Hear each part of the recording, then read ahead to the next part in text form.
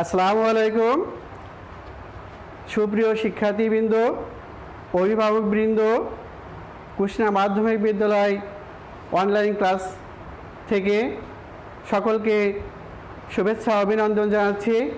আমি মোহাম্মদ রেজাউল করিম, সহকারী শিক্ষক গণিত, কুষ্টিয়া মাধ্যমিক বিদ্যালয় কোটচাঁদপুর, ঝিনাইদহ। আজকের এই লাইভ ক্লাসে যে যেখান থেকে দেখছেন সবাইকে স্বাগত জানাচ্ছি। সুপ্রিয় শিক্ষার্থীবৃন্দ, আশা করি তোমরা এই মুহূর্তে বাড়িতে আছো, সুস্থ আছো, ভালো আছো। ঠিক আছে, আজকে আমার পাঠের বিষয় নবম ও দশম শ্রেণীর গণিতের 17 অধ্যায়ের পরিসংখ্যানের প্রথম পর্ব। এই প্রথম পর্বে শিক্ষণফল হিসাবে যেগুলো থাকছে সেগুলো তোমরা খাতা কলম নিয়ে রেডি হয়ে যাও এবং লেখার ও বোঝার চেষ্টা করবে। আমি আশা করি তোমাদের বোঝাতে পারবো। বুঝতে না পারলে পরবর্তীতে আমাকে কমেন্ট বক্সে লিখে সুন্দর করে জানাবে। আশা করি তোমাদের উত্তর দেওয়ার চেষ্টা করব। শিক্ষণফল হিসাবে থাকছে পরিসংখ্যান কি তা বলতে পারবে, তথ্য উপাত্ত কি তা বলতে পারবে, ক্রমযোজিত গণসংখ্যা কি ব্যাখ্যা করতে পারবে এবং ক্রমযোজিত গণসংখ্যা সারণী তৈরি করতে পারবে। সুপ্রিয় শিক্ষার্থীবৃন্দ, আমরা এখন পরিসংখ্যান কি সেটা খাতায় লেখার চেষ্টা করি। আর আরেকটা বিষয় বলে রাখি, পরিসংখ্যানে কিন্তু পরীক্ষায় দুইটা উপাত্ত দিয়ে আমাদের পরীক্ষা নেওয়া হয়, একটা বিচ্ছিন্ন উপাত্ত দিয়ে, এটা অবিচ্ছিন্ন উপাত্ত দিয়ে। তবে তোমরা যেটা ভালো মনে করবে সেটারই অ্যান্সার করার চেষ্টা করবে, কারণ এখান থেকে 10 মার্কের অ্যান্সার করতে হয়। সুপ্রিয় শিক্ষার্থীবৃন্দ, আমরা এবার কথা না বাড়িয়ে কাজে চলে যাই। তোমরা খাতা কলম নিয়ে লেখো। পরিসংখ্যান কি? পরিসংখ্যান পরিসংখ্যান গণিতের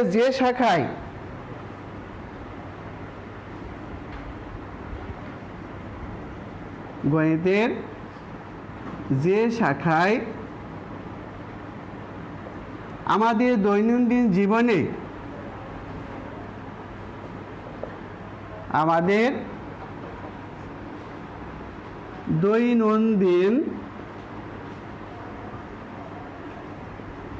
দৈনন্দিন জীবনে ব্যবহৃত তথ্য উপাত্ত কি? ব্যবহৃত তথ্য ও উপাত্তকে বিশ্লেষণ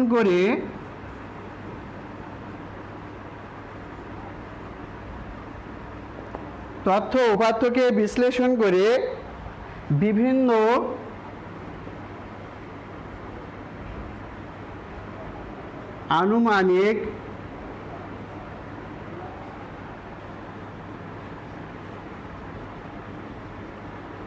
আনুমানিক সিদ্ধান্ত দেয়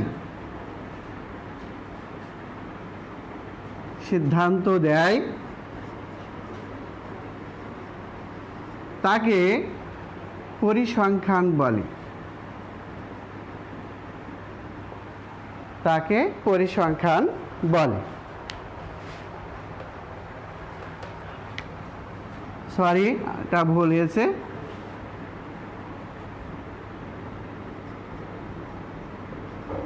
আনুমানিক, সরি। তো আমরা আবারও লিখো যে পরিসংখ্যান গণিতের যে শাখায় আমাদের দৈনন্দিন জীবনে ব্যবহৃত তথ্য উপাত্তকে বিশ্লেষণ করে বিভিন্ন আনুমানিক সিদ্ধান্ত দেয় তাকে পরিসংখ্যান বলে।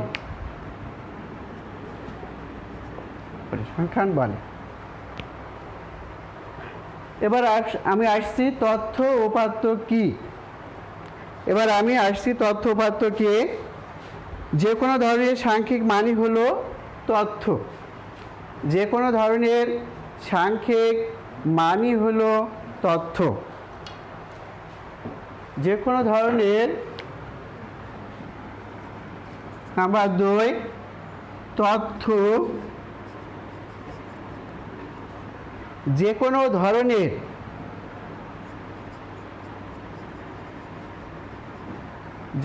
ধরনের সাংখ্যিক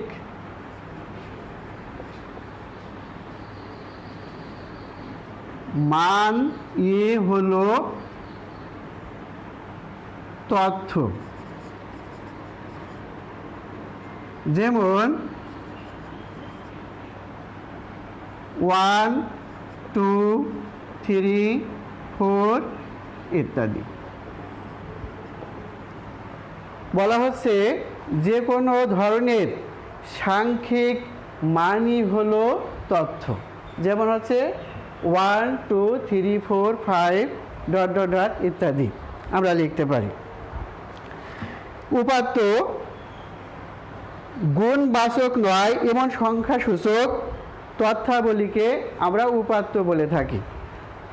গুণবাচক নয় এমন সংখ্যাসূচক তথ্যাবলীকে পরিসংখ্যানের উপাত্ত বলে থাকি। সুপ্রিয় শিক্ষার্থীবৃন্দ, আমরা খাতায় লিখে নিই সংখ্যাগুলো। যে গুণবাচক নয় উপাত্ত, গুণবাচক নয় এমন সংখ্যাসূচক তথ্যাবলীকে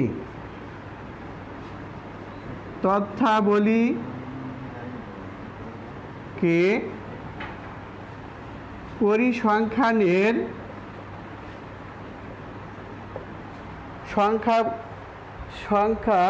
সংখ্যাসূচক তথ্যাবলীকে পরিসংখ্যানের উপাত্ত বলে। গুণবাচক নয় এমন সংখ্যাসূচক তথ্যাবলীকে পরিসংখ্যানের উপাত্ত বলে। পরিসংখ্যানের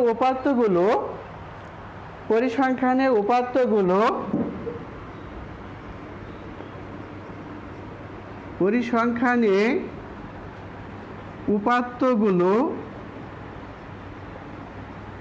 সাধারণত দুই ভাবে থাকে, যথা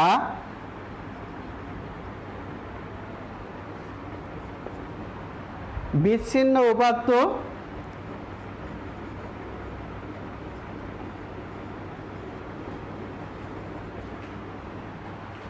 এবং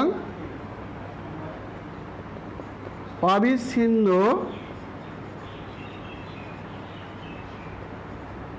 উপাত্ত। বিচ্ছিন্ন উপাত্ত এবং অবিচ্ছিন্ন উপাত্ত। সুপ্রিয় শিক্ষার্থীবৃন্দ, আমরা যখন অঙ্ক করব তখন দেখব, মনে রাখার চেষ্টা করব যে কোনগুলো আমাদের বিচ্ছিন্ন উপাত্ত আর কোনগুলো হচ্ছে অবিচ্ছিন্ন উপাত্ত। বিচ্ছিন্ন উপাত্ত থাকলে আমরা যখন ক্রমযোজিত গড় সংখ্যা সারণী তৈরি করতে যাব অথবা গড় নির্ণয় করতে যাব, তখন কিন্তু আমাদের এই বিচ্ছিন্ন উপাত্ত দিয়ে এক এক রকমভাবে আমাদের অঙ্ক সারণী তৈরি করতে হয়। তা বিচ্ছিন্ন উপাত্ত কোনগুলো সেগুলো আমরা এখন জানার চেষ্টা করব। তোমরা লেখার চেষ্টা করো।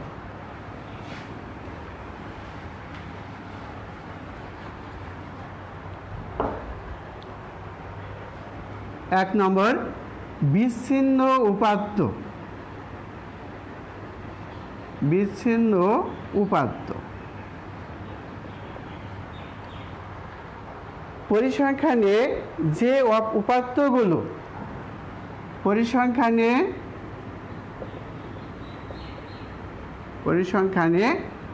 যে উপাত্তগুলো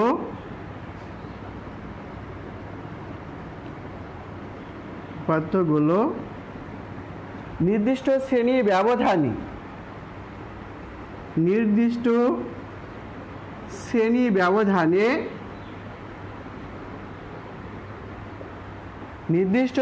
ব্যবধানে একটি ছকে সাজানো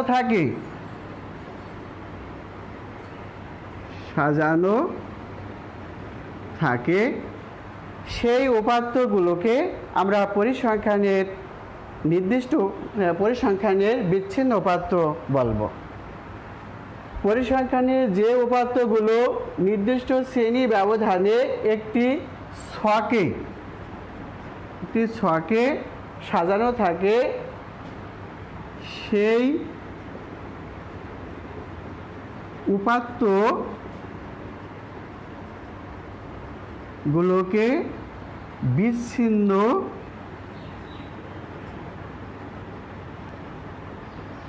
উপাত্ত বলে। যেমন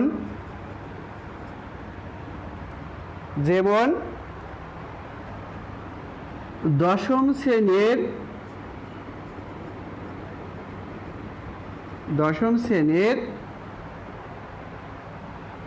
10 জন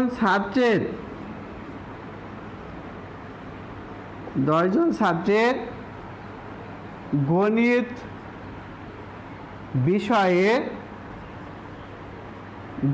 বিষয়ে প্রাপ্ত নম্বর দেওয়া হলো।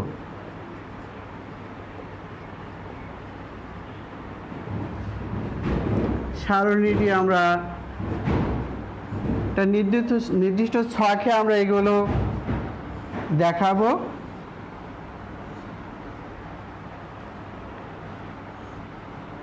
এটা শ্রেণী ব্যবধান,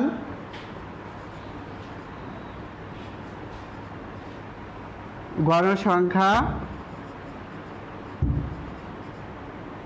শ্রেণী ব্যবধান গণসংখ্যা 41 থেকে 50, 51 থেকে 60, 61 থেকে 70,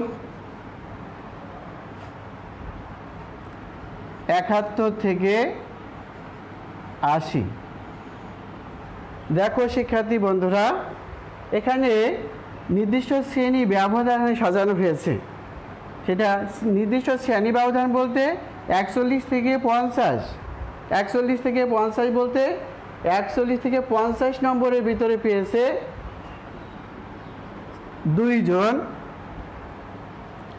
51 থেকে 60 এর মধ্যে নম্বর পেয়েছে 5 জন, 61 থেকে 70 নম্বরের মধ্যে পেয়েছে 2 জন এবং 71 থেকে 80 নম্বরের মধ্যে পেয়েছে 1 জন। তাহলে বন্ধুরা দেখো, আমাদের মোট এখানে 10 জন স্টুডেন্ট। 5 আর 2 7, 7 আর 2 9, 9 আর 1 10। তাহলে এই যে উপাত্তগুলো এভাবে একটা নির্দিষ্ট একটা বক্সের সারণীর ভিতরে একটা নির্দিষ্ট শ্রেণী ব্যবধানে যে উপাত্তগুলো আমাদের থাকে, এটা ছকে থাকে, সেই উপাত্তগুলোকে আমরা বিচ্ছিন্ন উপাত্ত বলবো। আশা করি মনে থাকবে তোমাদের। সুপ্রিয় শিক্ষার্থীবৃন্দ, আমি আবারও বলছি, দেখো বিচ্ছিন্ন উপাত্ত কি? যে বিচ্ছিন্ন উপাত্ত হচ্ছে পরিসংখ্যানে যে উপাত্তগুলো নির্দিষ্ট শ্রেণী ব্যবধানে একটি ছকে সাজানো থাকে, সেই উপাত্তগুলোকে বিচ্ছিন্ন উপাত্ত বলে। যেমন আমরা উদাহরণ দিতে পারি যে দশম শ্রেণীর 10 জন ছাত্রের গণিত বিষয়ে প্রাপ্ত নম্বর দেওয়া হলো। শ্রেণী ব্যবধান, এখানে 10 শ্রেণী ব্যবধান। শ্রেণী ব্যবধানটা আমরা বোঝার চেষ্টা করি যে শ্রেণী ব্যবধান আমরা এখান থেকে মানে 41 থেকে 50 আমরা 41টা আমরা কাউন্ট করব। 41 হচ্ছে 1 ধরবো, 42 2, 43 3, 44 4, সরি আমার ভুল হয়েছে, আমার 41 থেকে 45, 46 থেকে 50, 51 থেকে 55, 56 থেকে 60, 41 আমরা ধরবো। 41 42 43 45, 41 42 43, 41 42 43 44 45, 5 শ্রেণী ব্যবধান। আর 46 47 48 49 50, 5 শ্রেণী ব্যবধানে এগুলো সাজানো হয়েছে। আর গণসংখ্যা 41 থেকে 45 নম্বর পেয়েছে 2 জন, 46 থেকে 50 নম্বর পেয়েছে 5 জন, 51 থেকে 55 নাম্বার পেয়েছে 2 জন, 56 থেকে 60 নাম্বার পেয়েছে 1 জন। সুপ্রিয় শিক্ষার্থীবৃন্দ, আমরা এবার অবিচ্ছিন্ন শ্রেণী অবিচ্ছিন্ন উপাত্তে চলে যাব। অবিচ্ছিন্ন উপাত্ত, যে উপাত্তগুলো এলোমেলোভাবে দেওয়া থাকে সেই উপাত্তগুলোকে অবিচ্ছিন্ন উপাত্ত বলা হয়।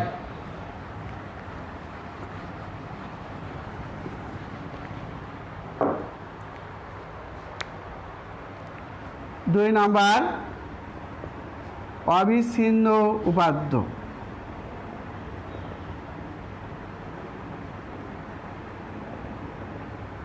যে উপাত্তগুলো এলোমেলোভাবে থাকে বা এলোমেলোভাবে দেওয়া থাকে, যে উপাত্তগুলো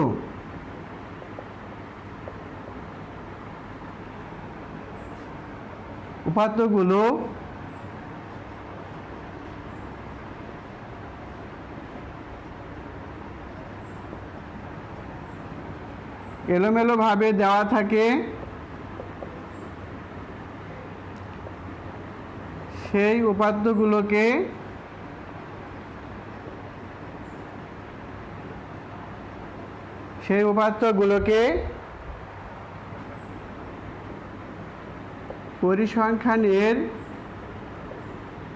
পরিসংখ্যানের অবিচ্ছিন্ন উপাত্ত বলি।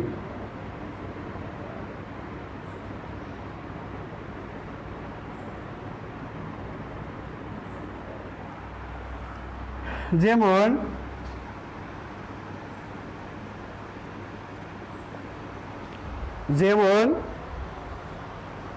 দশম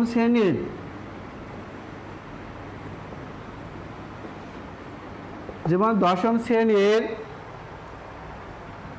ইংরেজি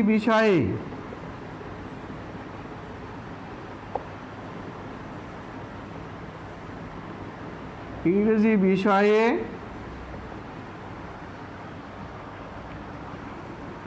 বার্ষিক পরীক্ষায়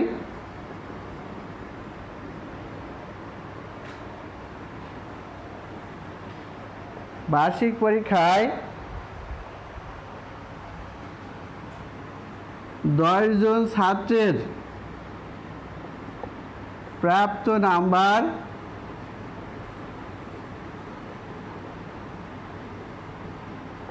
নাম্বার দেওয়া হলো।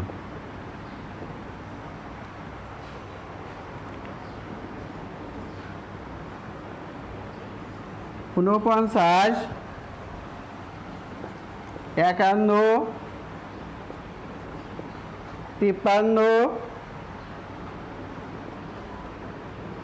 59, 65, 70,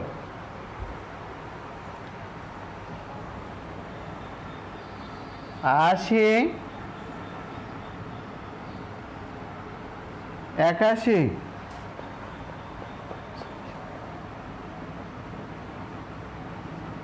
62,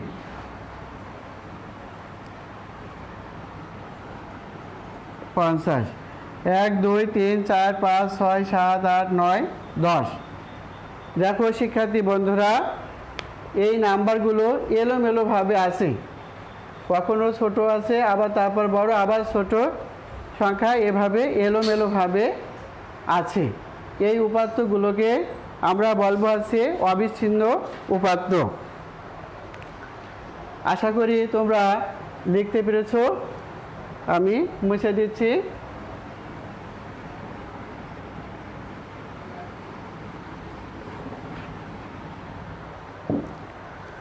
সুপ্রিয় শিক্ষার্থীবৃন্দ, আমরা ক্রমযোজিত গণসংখ্যা কি এ বিষয়ে এবার আলোচনা করব। ক্রমযোজিত গণসংখ্যা কি তা বলতে পারবো। ক্রমযোজিত গণসংখ্যা হচ্ছে বিশ্লেষণের জন্য শ্রেণীবদ্ধভাবে অবস্থিত উপাত্তের গণসংখ্যা হচ্ছে ক্রমযোজিত গণসংখ্যা। বিশ্লেষণের জন্য শ্রেণীবদ্ধভাবে অবস্থিত গণসংখ্যার মানই হলো ক্রমযোজিত গণসংখ্যা। ক্রমযোজিত গণসংখ্যা, ক্রমযোজিত গণসংখ্যা, ক্রমযোজিত গণসংখ্যা বিশ্লেষণের জন্য শ্রেণীবদ্ধভাবে অবস্থিত, বিশ্লেষণের জন্য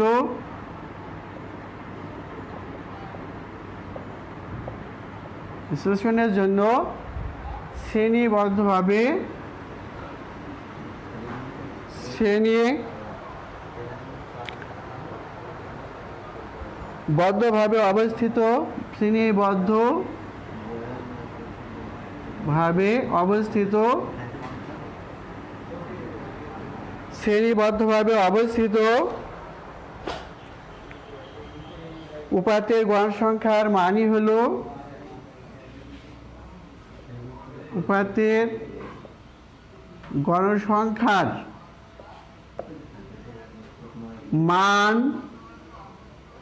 মানই হলো ক্রমযোজিত গণসংখ্যা। ক্রমযোজিত গণসংখ্যা।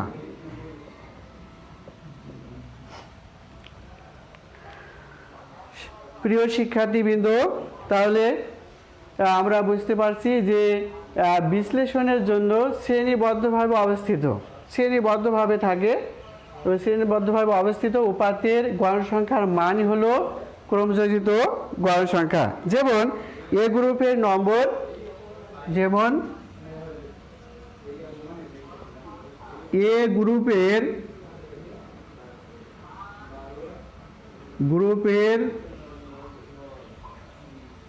গ্রুপের নম্বর হলো 10, বি গ্রুপের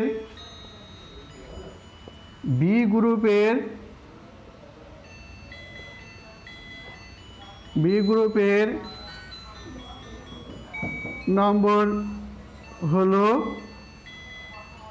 15 এবং সি গ্রুপের নম্বর হলো 20। তাহলে এ গ্রুপের ক্রমযোজিত গণসংখ্যা তাহলে আমরা লিখতে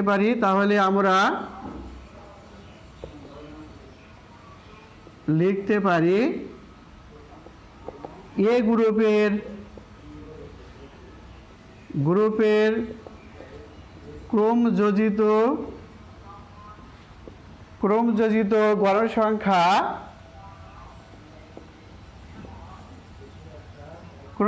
গণসংখ্যা সমান সমান এ গ্রুপের নাম্বারটা ছিল কত? 10।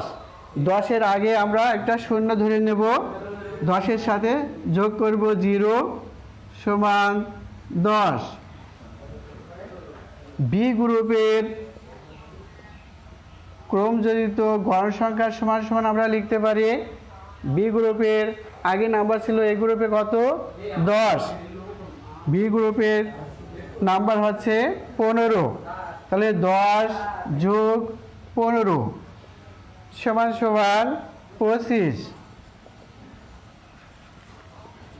সি গ্রুপের ক্রমযোজিত গণসংখ্যা সমান সমান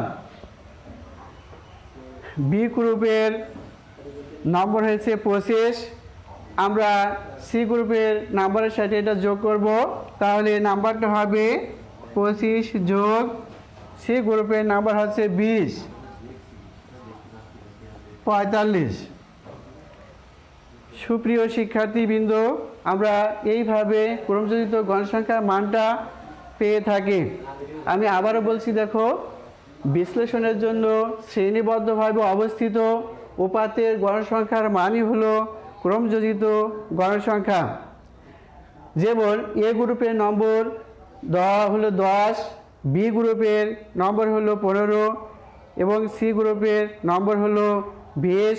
তাহলে এ গ্রুপের নম্বর ক্রমযোজিত গণসংখ্যা আমরা লিখতে পারি, এ গ্রুপের আগে আমরা 0 ধরব, তাহলে 10-এর সাথে 0 যোগ করলে 10 হয়। বি গ্রুপের ক্রমযোজিত গণসংখ্যা আমরা লিখব, বি গ্রুপের আগে এ গ্রুপ পেয়েছে 10, এই বি গ্রুপের সাথে যোগ করে তাহলে আমরা পাবো হচ্ছে 10 যোগ 15, 25 পাবো। সি গ্রুপের ক্রমযোজিত গণসংখ্যা আমরা নাম্বার পাবো হচ্ছে 25 যোগ সি গ্রুপের নাম্বার 20, টোটাল আমরা পাবো হচ্ছে 45। ঠিক এইভাবে আমরা ক্রমযোজিত গণসংখ্যার মান পেয়ে থাকি। আশা করি তোমরা বুঝতে পেরেছ। সুপ্রিয় শিক্ষার্থীবৃন্দ, আমরা এখন চলে যাব যে কিভাবে ক্রমযোজিত গণসংখ্যার সারণী তৈরি করা যায়। আমরা ক্রমযোজিত গণসংখ্যা সারণী আমি আগেই বলেছি যে উপাত্তগুলো সাধারণত দুইভাবে থাকে। এই উপাত্তগুলো দুইভাবে থাকে, একটা হচ্ছে বিচ্ছিন্ন উপাত্ত, আরেকটা হচ্ছে অবিচ্ছিন্ন উপাত্ত। এই বিচ্ছিন্ন উপাত্ত যেভাবে বিচ্ছিন্ন উপাত্ত থাকে, সেই ক্ষেত্রে আমরা ক্রমযোজিত গণসংখ্যা কীভাবে বের করতে পারি সেটা আমি এখন তোমাদের দেখাবো। তা ধরি দশম শ্রেণীর বিচ্ছিন্ন উপাত্ত, বিচ্ছিন্ন উপাত্ত।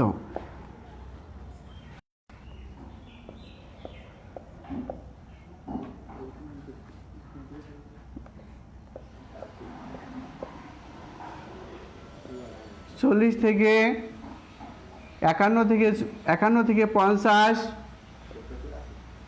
41 থেকে 50, 51 থেকে 60, 61 থেকে 70, 71 থেকে 80, 2 জন, 3 জন, মোট 5 জন, 2 জন, 1 জন। তাহলে মোট হচ্ছে আমার 2, 3, 5, 5 আর 2, 7, 7 থেকে 8। এই 8 জন ছাত্রের নাম্বার এখানে দেওয়া হলো। দশম শ্রেণীর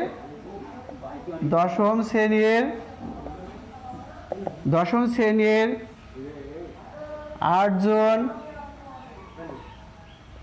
ছাত্রের নম্বর।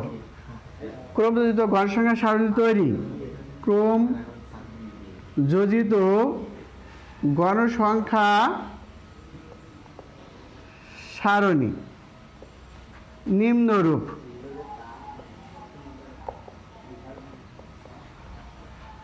আমরা যখন ক্রমযোজিত গণসংখ্যা সারণী তৈরি করব তখন অবশ্য আমাদের ঘরগুলো কাটতে হবে এখানে উপাত্তগুলো দেখে। এখানে হচ্ছে 1, 2, 3, 4, তাহলে আমরা 4টা ঘর কাটবো।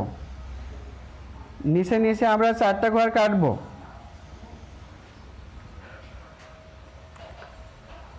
উপরে একটা বাড়তি ঘর, নিচে একটা বাড়তি ঘর কাটতে হয়। তাহলে 1 2 3 4, তাহলে আমার মোট টোটাল 6টা ঘর হবে।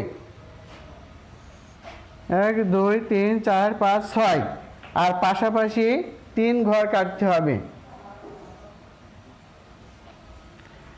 শ্রেণী ব্যবধান, শ্রেণী ব্যবধান গণসংখ্যা ক্রম যোজিত গণসংখ্যা। 41 থেকে 50, 51 থেকে 60, 61 থেকে 70, 71 থেকে 80। এখানে আমার মোট হচ্ছে 2 জন গণসংখ্যা, 2 3 2 1। তাহলে দেখো শিক্ষার্থী বন্ধুরা, এখানে প্রথমে হচ্ছে আমার 41 থেকে 50 পেয়েছে আমাদের কত? 2 জন। তাহলে 2 এর আগের সংখ্যাটা আমরা অবশ্যই 0 ধরে নেব। তাহলে 0 2 এখানে বসে যাবে, 2 কে 2। আর 2 এর পরের যে সংখ্যাটা 51 থেকে 60, সেই গণসংখ্যা আছে 3। আমরা এখানে 2 আর 3 যোগ করব, তাহলে হবে 5। এবং তার পরের সংখ্যাটা 3 এর পরের সংখ্যাটা হবে আছে 2, অর্থাৎ 5 আর 2 যোগ করব, এখানে আমার হবে ক্রমযোজিত গণসংখ্যা 7। এবং ঠিক একইভাবে দেখো 7 আর 1 যোগ করলে হবে 8। এভাবে আমরা ক্রমযোজিত গণসংখ্যা বের করতে পারি। সুপ্রিয় শিক্ষার্থীবৃন্দ, আশা করি তোমরা এটা বুঝতে পেরেছো। আমরা যখন সৃজনশীল করব তখন আরও এই অঙ্কগুলো বারবার আসবে, আমরা আবার তখন বোঝার চেষ্টা করব। এবার অবিচ্ছিন্ন উপাত্ত। অবিচ্ছিন্ন উপাত্ত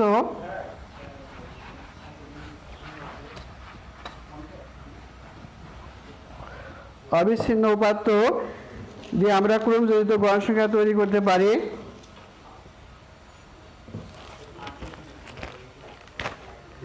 যেমন দশম শ্রেণীর 30 জন শিক্ষার্থীর গণিত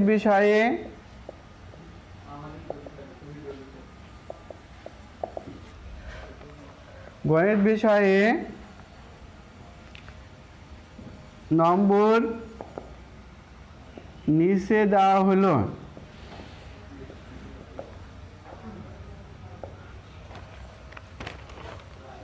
67,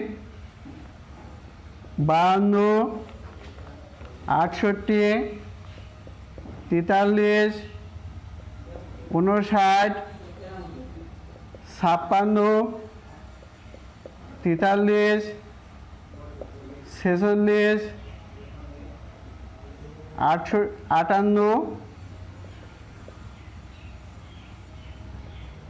59,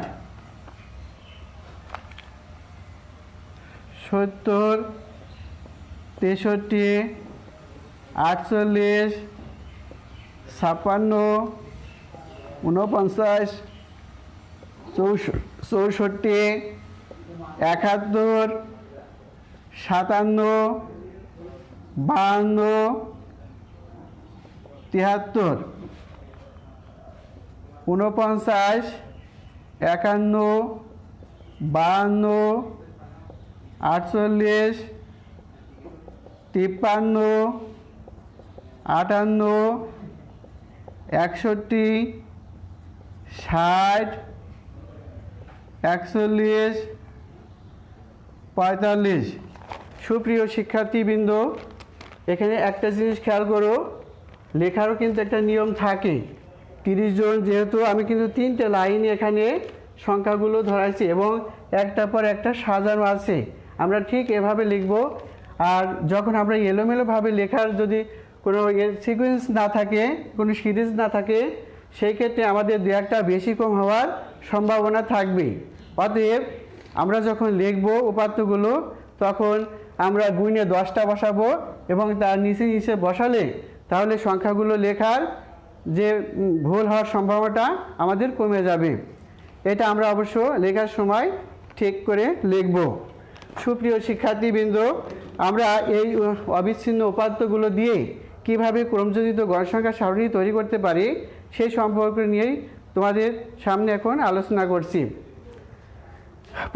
ক্রমযোজিত গড় সংখ্যা সারণী অবিচ্ছিন্ন উপাত্ত দিয়ে ক্রমযোজিত গড় সংখ্যা সারণী তৈরি করতে হলে তোমাকে অবশ্যই শ্রেণী সংখ্যা বের করতে হবে। এই শ্রেণী সংখ্যা বের করতে হলে প্রথমে যেটা লাগে যে এই উপাত্তগুলো থেকে সবচেয়ে বড় সংখ্যা এবং সবচেয়ে ছোট সংখ্যা আমরা আইডেন্টিফাই করব, খুঁজে বের করব। তো এখানে সর্বোচ্চ মান লিখব, এখানে সর্বোচ্চ মান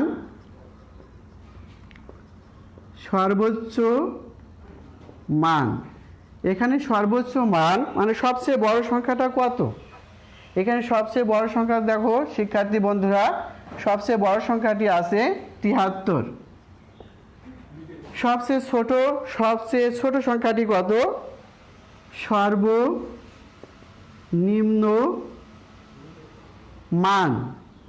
সর্বনিম্ন মান মানে সবচেয়ে ছোট সংখ্যাটি আমরা এখান থেকে বের করব। সেই সংখ্যাটি আছে দেখো, সেই সংখ্যাটি আছে 41।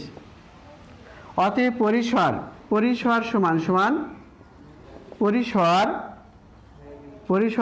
সমান আমাদের সূত্র আছে সর্বোচ্চ মান মাইনাস সর্বনিম্ন মান যোগ 1।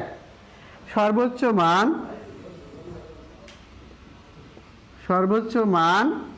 মাইনাস সর্বনিম্ন মান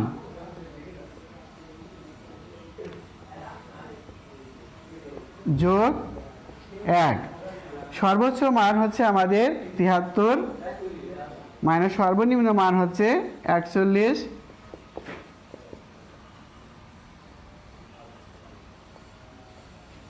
1 আর কত হলে 3, 2, 4 আর কত হলে 7, 3 যোগ 1 33। তাহলে বন্ধুরা দেখো এখানে আমাদের পরিসর রয়েছে 33। আমাদের যেহেতু এখানে বলা নেই যে শ্রেণী ব্যবধানটা কত, এই ক্ষেত্রে আমরা আমাদের ইচ্ছা মতো শ্রেণী ব্যবধানটা ধরে নিতে পারি। আমরা 5ও ধরতে পারি, 2ও ধরতে পারি, 3ও ধরতে পারি, 10ও ধরতে পারি। তবে বন্ধুরা একটু খেয়াল রাখবা যে যেহেতু আমাদের উপাত্তগুলোর সংখ্যা একটু বেশি মানের আছে, সেক্ষেত্রে আমরা 5 অথবা 10 ধরার চেষ্টা করব। আর অঙ্কে যদি দেওয়া থাকে শ্রেণী ব্যবধান যদি উল্লেখ করা থাকে, সেই ক্ষেত্রে আমরা শ্রেণী ব্যবধান ওই 10 যদি দেওয়া থাকে 10ই লিখব, এবং শ্রেণী ব্যবধান যদি 5 দেওয়া থাকে প্রশ্নে উল্লেখ করা থাকে তাহলে 5 শ্রেণী ব্যবধান নিয়ে আমাদের সারণী তৈরি করতে হবে। আর যেখানে শ্রেণী ব্যবধান উল্লেখ না থাকবে সেই ক্ষেত্রে আমাদের একটা নিজেদের মতো যেটা ভালো মনে করবা সেই সংখ্যাটা ধরে নিয়ে তোমার শ্রেণী ব্যবধান করতে হবে। তা শিক্ষার্থী বন্ধুরা, আমরা তাহলে এটা হচ্ছে 5 শ্রেণী ব্যবধানে করি। ঠিক আছে, আমরা 5 শ্রেণী ব্যবধানে আমরা এটা ক্রমযোজিত গড় সংখ্যা তৈরি করব 5 শ্রেণী ব্যবধান নিয়ে। অর্থাৎ শ্রেণী ব্যবধান আমরা এখানে লিখব, শ্রেণী ব্যবধান লিখব, শ্রেণী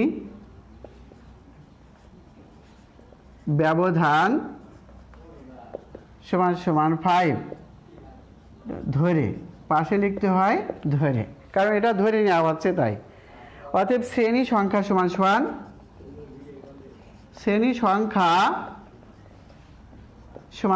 আমাদের সূত্র আছে শ্রেণী সংখ্যা বের করতে হলে পরিসর বাই শ্রেণী ব্যবধান। পরিসর আমার কত হয়েছে 33, আর শ্রেণী ব্যবধান কত 5। তাহলে আমরা 33কে 5 দিয়ে ভাগ করলে, আমরা ক্যালকুলেটরে ভাগ করে নেব 6.6। শ্রেণী সংখ্যা যেহেতু আমাদের পূর্ণ সংখ্যায় হয়, এই ক্ষেত্রে আমরা কি করব, এটা আমাদের দশমিক ফাংশন এসেছে, এই জন্য এটা আমাদের পূর্ণ সংখ্যায় রূপান্তর করতে হবে। অর্থাৎ এখানে 6.6 এসেছে, দশমিকের পরে ছয়ের পরে 6 হচ্ছে পূর্ণ সংখ্যা, দশমিকে এসেছে বিধায় আমরা এই 6 পূর্ণ সংখ্যার সাথে আমরা 1 যোগ করে নেব এবং পাশে লিখব যা পূর্ণ সংখ্যায় রূপান্তর করলে 6 এর সাথে 1 যোগ করলে 7 হবে, লিখব 7 হবে। ঠিক আছে শিক্ষার্থী বন্ধুরা, আমরা তাহলে এবার সারণী তৈরি করি। আমাদের শ্রেণী সংখ্যা 7, তাহলে আমাদের উপরে নিচে ঘর হবে, উপরে একটা বাড়তি ঘর এবং নিচে একটা বাড়তি ঘর হবে। এই ক্ষেত্রে আমাদের মোট ঘর সংখ্যা দাঁড়াবে 9।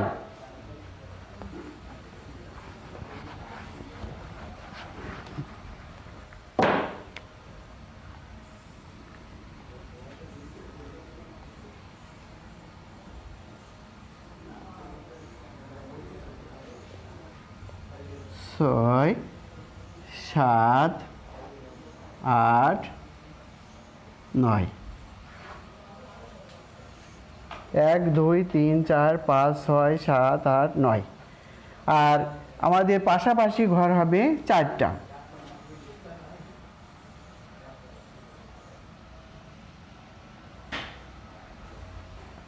শ্রেণী ব্যবধান ট্যালি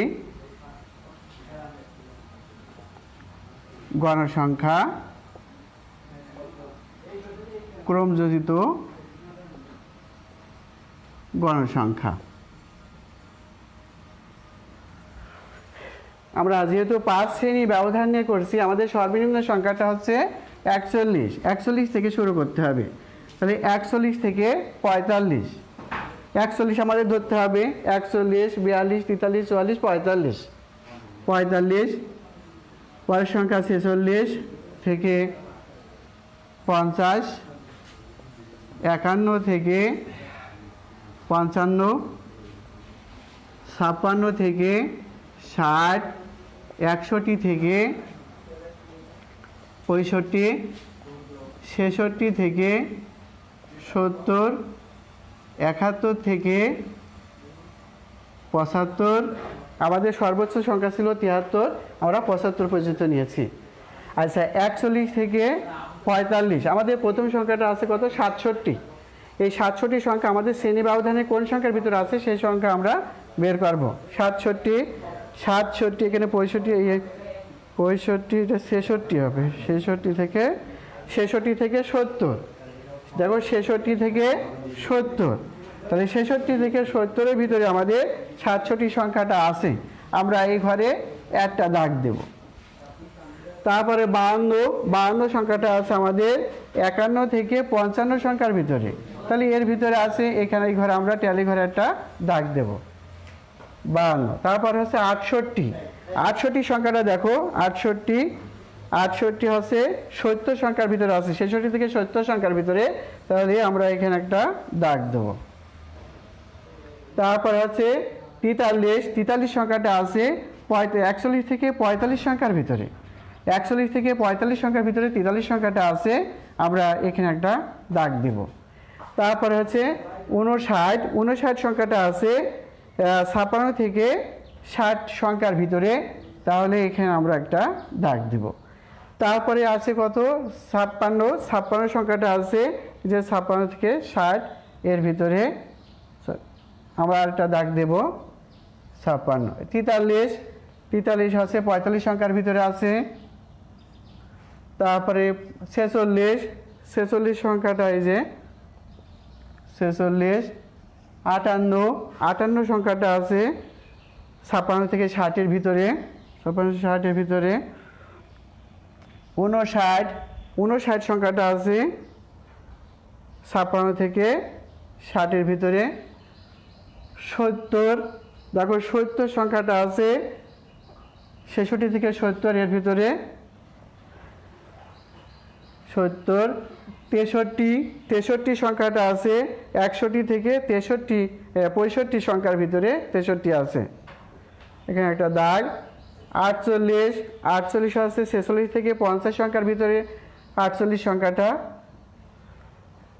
56, 56 আছে, 56 থেকে 60, 56 থেকে 60, এটা 4 হয়েছে, আমরা একে ট্যালির মাধ্যমে আড়াআড়ি দিলে এটা 5 বোঝায়। 49, 49 46 থেকে 50 সংখ্যার ভিতরে 49 সংখ্যাটা আছে, ওই ঘরে আমরা একটা দাগ দেব। 64, 64 সংখ্যাটা দেখো, 64, 61 থেকে 65 সংখ্যার ভিতরে আছে। 71, 71 দেখো, 71 থেকে 75, 71, 57, 57 আছে 56 থেকে 60 সংখ্যার ভিতরে, 57, 52, 52 আছে 51 থেকে 55 সংখ্যার ভিতরে, 52, 73, 71 থেকে 75 এর ভিতরে, 49, 49 হচ্ছে 46 থেকে 50 এর ভিতরে, 51, 51 হচ্ছে 51 থেকে 55, 52, 51 থেকে 55, 48, 48 হচ্ছে 46 থেকে 50, 5, 53, 53 51 থেকে 55 এর ভিতরে, 5, 58, 58 হচ্ছে 56 থেকে 60 এর ভিতরে, 61, 61, 61 থেকে 56 এর ভিতরে, 65 ভিতরে, 61, 60, 60 হচ্ছে 56 থেকে 60 এর ভিতরে, 41, 41 হচ্ছে 41 থেকে 45 এর ভিতরে, 45, 45 হচ্ছে 41 থেকে 45 এর ভিতরে। সুপ্রিয় শিক্ষার্থীবৃন্দ, গড় সংখ্যা 4, 5, 5, 8, 3, 3, 2। তাহলে দেখো আমরা এখানে গণনা করি যে 4 আর 5 9, 14, 14 আর হচ্ছে 22, 22 আর 3 25, 25 আর 5 30। তাহলে n = 30। 4 এখানে 4, 4 আর 5 9, 9 আর 5 14, 14 আর 5 22, 22 আর 3 25, 25 আর 3 28, 28 আর 3 30। দেখো গণসংখ্যার সমষ্টি এবং ক্রমযুক্ত গণসংখ্যার শেষ সংখ্যাটা আমাদের 1 যদি হয়ে যায়, তাহলে আমরা মনে করব যে আমাদের সারণীটা যথাযথ সঠিক হয়েছে। সুপ্রিয় শিক্ষার্থীবৃন্দ, সময়ের স্বল্পতার কারণে সময় বেশি হয়ে গেছে, তা এজন্য দুঃখিত, ক্ষমা সুন্দর দৃষ্টিতে দেখবে। ঠিক আছে, তোমরা ভালো থাকবে, সুন্দর থাকবে, আমার জন্য দোয়া করবে, আর ঘরে থাকার চেষ্টা করবে, অযথা বাইরে বেরোবে না। বাইরে নিতান্ত প্রয়োজন হলে তোমরা মাস্ক ব্যবহার করবে, সরকারি নিয়ম কানুন মেনে চলার চেষ্টা করবে। ধন্যবাদ। আগামী ক্লাসে আমন্ত্রণ জানাচ্ছি। সবাই ভালো থেকো, সুন্দর থেকো, সুস্থ কামনা করে এখানেই বিদায় নিচ্ছি। আমি মোহাম্মদ রেজাউল করিম, সহকারী শিক্ষক, গণিত, কুষ্টিয়া মাধ্যমিক বিদ্যালয়। ধন্যবাদ সবাইকে। আসসালামু আলাইকুম।